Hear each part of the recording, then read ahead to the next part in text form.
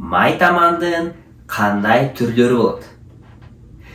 Түрлөрү аябай көп. Бирок бизге керектүү, бизге маанилүү эки түрүн айтсак болот. Биринчиси бул жумшак майтаман, экинчиси катуу майтаман. Жумшак майтаман аябай көп кездешет.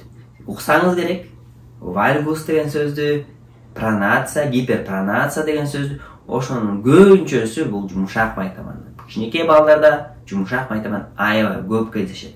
Аны кантип аныктаса болот? Бала салмагы менен турганда, ортосунда болгон көтөрүлүш эңкейип калганда, ылдый болуп калганда, бирок отурган учурда, жаткан учурда ушул өйдө болуш аркасы өйдө болуп турат. Демек бул жумшак майтаман. Муну дагы ортопедке көрүнгөндө буттардын сөөктөрүн кыймылдатышы менен аныктаса болот. Катуу майтаман кандай билет? Катуу майтамандын буту өзгөрбөйт. Эгерде бутка турдубу, отурду, жаттыбы, таманын абалы бир абалда турат. Бул начар көрүнүш, бул жаман көрүнүш. Мунун дарылоосу башкача оор. Жумшак майтаман тууралуу дарылоо ыкмасын айтып кетели.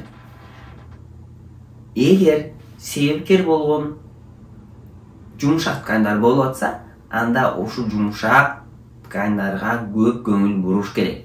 Бул булчуңдарга, тарамыштарга жана связкаларды өнүктүрүү үчүн атайын көнүгүүлөрдү жасаш зарыл. Андан тышкары туура бут кийим кийиш керек. Андан тышкары батек дагы кийиш керек. Бирок батек менен бут кийим бардык адамдарга жазылбайт. Бирок көнүгүүлөр баарына жазылат. Мен атым Талай, мен дарыгермин, сак саламатта болуңуздар.